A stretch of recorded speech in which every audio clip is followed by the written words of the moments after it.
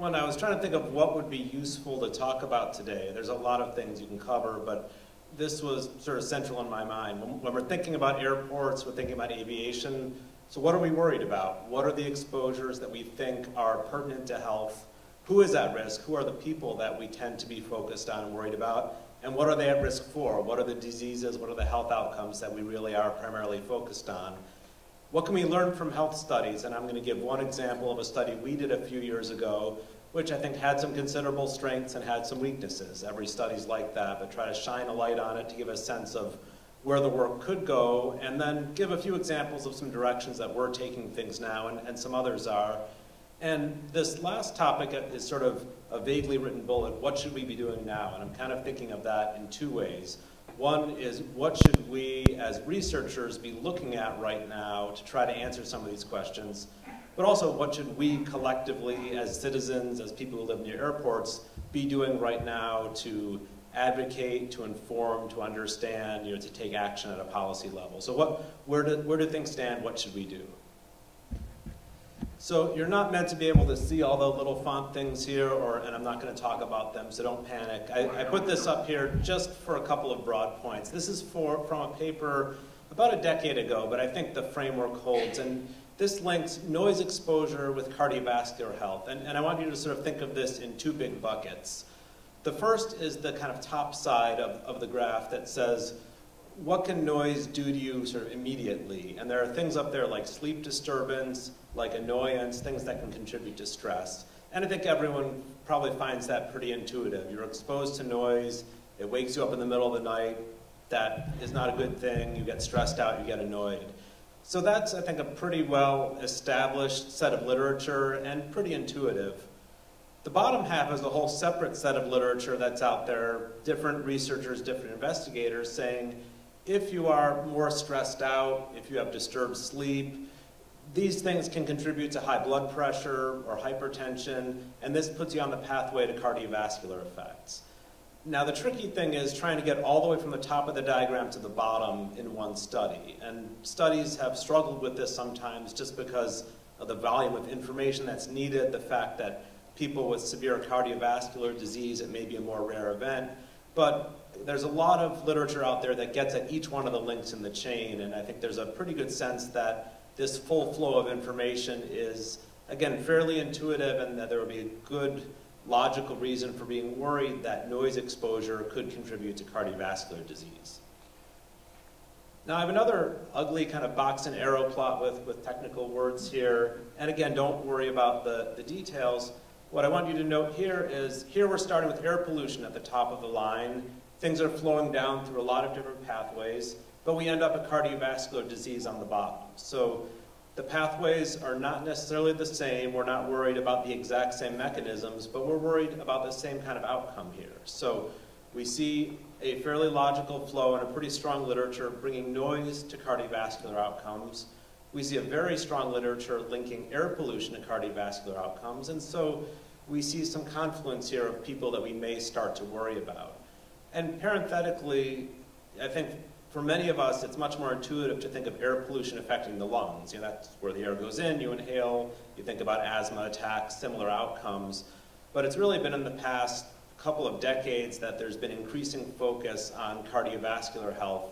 I think Nalakshi and others mentioned, well, these very, very small particles and gases get into the bloodstream, they have systemic effects. And cardiovascular disease is the #1 killer of Americans. It's a major health outcome, and so in terms of public health burden, it's something that we tend to worry about. Now, where this gets complicated is bringing this to aviation, right? This was noise at a very general level in cardiovascular health, and air pollution vaguely defined in cardiovascular health. We're here to talk about aviation and airports. So the question is, how does this connect to the specific aviation story?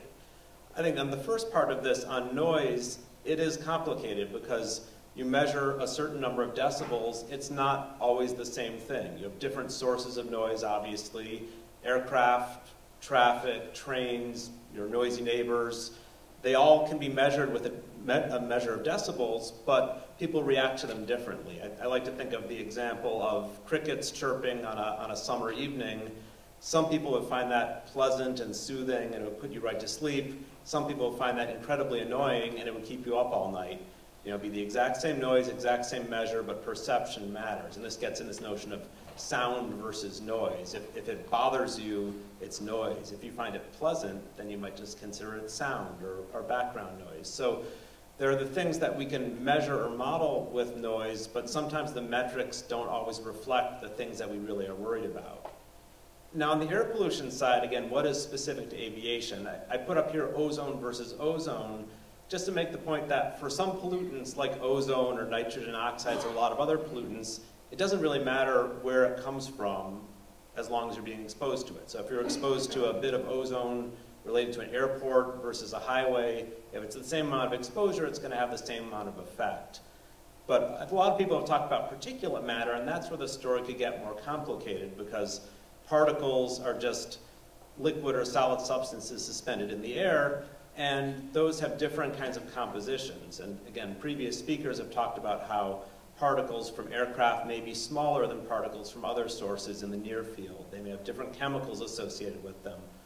What that means for the health implications, you know, to be honest, we haven't the foggiest yet. It's a subject of active research, but you know, when I first started in this field a couple decades ago, everyone was saying, well, we're pretty close to understanding what type of particles are really affecting health. We're going to have this narrowed down very soon. And you can still talk to people who say that, but then people tend to be a little bit more skeptical that this is something that can get locked down. It's incredibly complicated. We're all exposed to a very complex mixture and soup of different materials. So at this point, it's hard to say that we would indicate aviation as being worse than other sources of particles or better than other sources, but it's certainly in the mix of equal concern. Now, the world is not all cardiovascular disease, and I was highlighting that in part because air pollution and noise both point in that direction. I could have spent a couple of hours delineating all the health outcomes that are associated with these exposures. We don't have that time, so I just picked a couple of examples just to illustrate the broader scope here. So for noise, one of the things that we tend to worry about is memory and learning in children. If kids are exposed to a lot of noise, whether at home or at school, harder to concentrate, harder to learn, and that has a lot of different effects. There's also a broader literature on psychological well-being associated with noise, again, with high levels of stress. And on the air pollution side, respiratory, I talked about, that's pretty intuitive. And there's a growing literature on neurodevelopmental effects, so effects on the brain, effects on learning, things like autism spectrum disorder.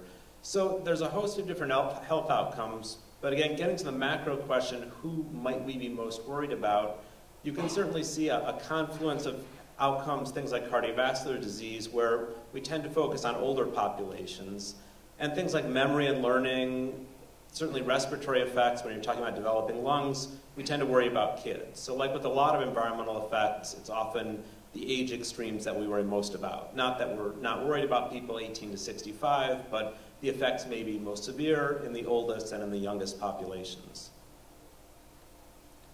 So just transitioning over now, what does it take to do a health study, to do an epidemiologic study that can try to answer some of these questions? So the first, obviously you want to be able to understand people's exposures. How much noise, how much air pollution are people exposed to? But you need to understand that for a lot of high-risk people living near airports, so you have enough ability to see an effect, enough statistical power to see an association. You have to be able to have the outcome data, have the health effects, and be able to collect that. Control for key confounders, which for people not in the epidemiologic field, that basically means other things that can explain your effect that you didn't control for. So you think that what you're seeing is an effect of air pollution on health, but all the people with higher air pollution were also smokers. You didn't include that in your study, and so you might have a bogus finding. So you want to be able to control for those factors. These are all sort of, intuitive health study 101. The last bullet maybe is not as often included, but is also quite important. The kinds of studies that have the first three attributes are sometimes studies that will take you 20 years and cost you hundreds of millions of dollars. As scientists, that keeps us going and keeps us employed. That's not helpful if you want to answer a policy question or deal with something in the near term. So if you have something that really is of public policy relevance and public health relevance, it would be nice if it would take less than 20 years, and it would be nice if you could do it at a vaguely reasonable cost. So this sort of segues into the study we did a few years ago, and this was a study where we used administrative data from the Medicare system. And so this checks a few of the boxes for a health study. There's a lot of people on Medicare, and these tend to be the higher risk people for cardiovascular outcomes. So it's essentially 100% of the people age 65 and over. These are the people who tend to be at greatest risk for things like cardiovascular death, cardiovascular hospitalizations. And our colleagues at Harvard have also worked within the Medicare data set to model people's air pollution exposure. So we were already halfway there. There was a lot of infrastructure in place. And so what we did for 89 of the larger airports across the US is modeled noise contours around those airports. This resulted in about 6 million people within the study, so a pretty good number of people that we looked at. And then we tried to investigate the effect on cardiovascular hospital admissions of noise, taking account of other factors that could be, again, confounders, explaining the effect. So we have air pollution, fine particulate matter, and ozone. We had a measure of density of major roads, which is sort of a rough surrogate of some of the other pollutants like nitrogen oxides or ultrafine particulate matter that tend to cluster near major roads. And then other socioeconomic or demographic variables that, again, can predict cardiovascular disease and could be confounders. So I'm going to skip right to the punchline, and there's a lot of jargon here. I just want to highlight a few key points. So the y-axis here is the percent increase in risk of cardiovascular hospitalization for every 10 decibel increase in noise. And we fit a bunch of models. The models that are called Model 1, 2, and 3 here. Model 1 is sort of our simplest model, saying noise plus a bit of demographics. Model 2 says noise plus the socioeconomic and demographic characteristics of your surrounding neighborhood, so a little bit more information. And then Model 3 also has air pollution. So Model 3 is sort of the full set of possible confounders in place, but we wanted to show the other ones just to get a sense of how things change. And where I want you to actually focus is the set of bars on the far right here. And sorry, I know if I pivot, I lose the microphone, but these three up here. We tried a couple of other noise metrics, and the one that we tended to use, the 90th centile, this percentile noise exposure. This is in a British journal, so this was the British version of percentile.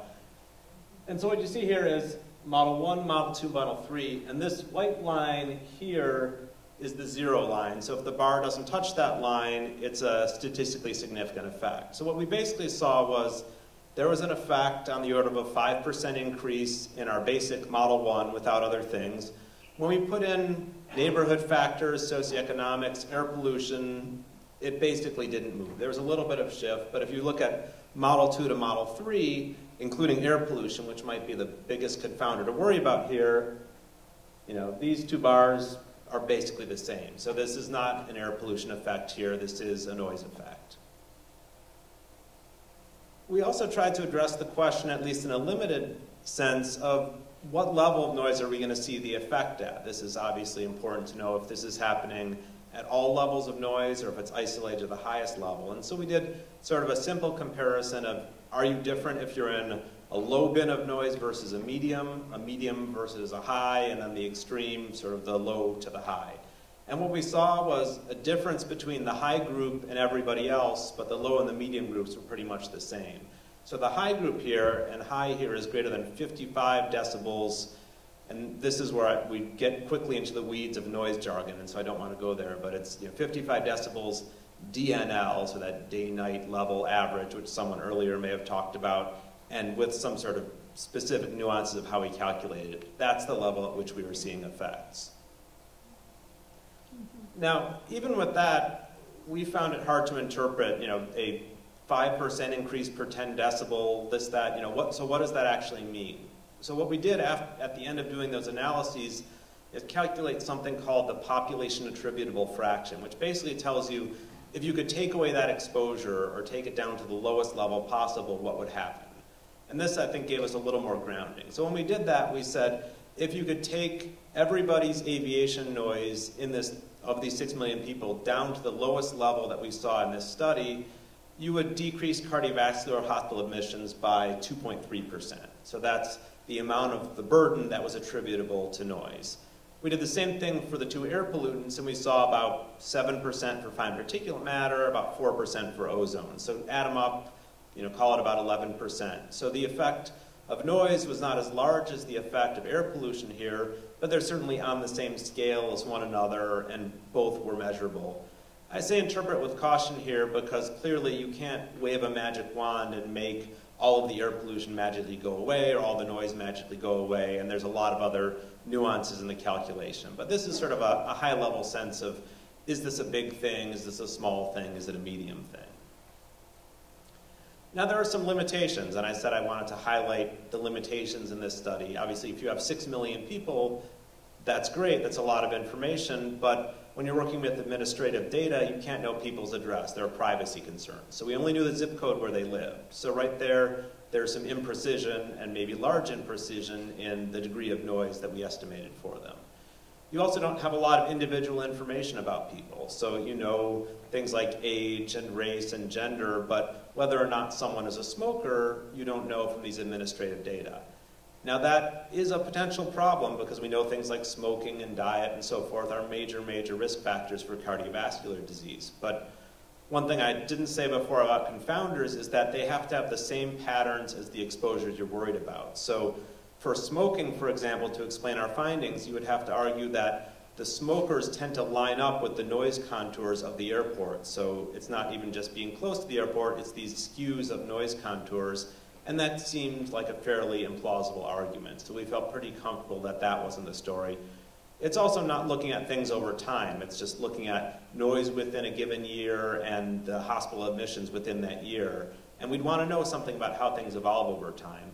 And so all of this points toward the need for a cohort study. And cohort studies are big studies where lots and lots of people are recruited and followed over time to understand what happens to them. These are these 20-year, hundreds of millions of dollars kinds of studies. Now, before you say, wait, John, you just said don't do that, that's going to cost a ton of money, it'll take forever, there are opportunities to connect to existing cohort studies and tie into them. And so that's what we've tried to do, and what we've tried to do to address the limitations are actually go in 3 different directions, and so I wanted to briefly talk about each, and then I'll wrap up. So the first is go find some large cohort studies where they've already invested the decades and the effort and bring noise into the equation. And so we have grants currently to bring noise exposures into the Women's Health Initiative and the Nurses' Health Study. These are 2 of the larger cohort studies in the United States, among the most famous ones. The Women's Health Initiative, where we've done more work to date and we're sort of further along. This is a study of 160,000 women across the US, followed now for, I believe, about 30 years, with a rich set of information on cardiovascular outcomes, and we're connecting airport-related noise into that cohort as well as traffic noise. So the answer to that is probably not going to come for a few years, but it's not going to take 20 years because they already have that huge infrastructure in place. And again, the Nurses' Health Study has been churning for quite some time, giving us a lot of great insight about the effect of diet on health and so forth, and we're going to bring aircraft noise in there as well. The other thing at the smaller scale is really understanding exposure patterns, and this really builds on Nilakshi's presentation and others, is thinking in the sort of metropolitan area around a major airport and around Logan in particular, who are the people who are highly exposed, under what conditions, are they chronically highly exposed day in and day out, is it only under certain winds, under certain conditions? And so we have a project right now where we're just getting underway where we're going to be monitoring ultrafine particulate matter and black carbon at sites that we will be selecting to specifically look at airport effects. And I think this is extremely important. A lot of the previous studies that we've done and others have done, the sites were selected for other purposes, and we've sort of backed into the question of the airport. It's sites selected to look at traffic, and let's try to figure out the airport effect as well. We're actually picking these sites to look at the effect of the airport, and we're looking at a very wide geographic spread. We're in the process of site selection, but really stretching out to this 10-kilometer range Nilakshi looked at with some very detailed information. So we are hopeful that this will tell us something really about exposure patterns, and with that insight, you could head toward future health studies in a sort of Boston metro area.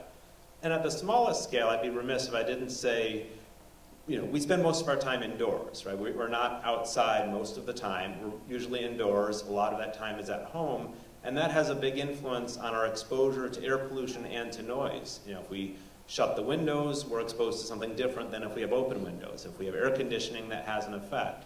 So within a research center that we have, which is focusing on Chelsea and Dorchester, we're really looking in very fine detail at how the physical characteristics of homes and what people do in those homes affect exposures to outdoor noise and outdoor air pollution. And so these are all pieces of the puzzle. They're not necessarily all tied together into a grand unified theory, but I think each one is important to really try to get some insight to this question.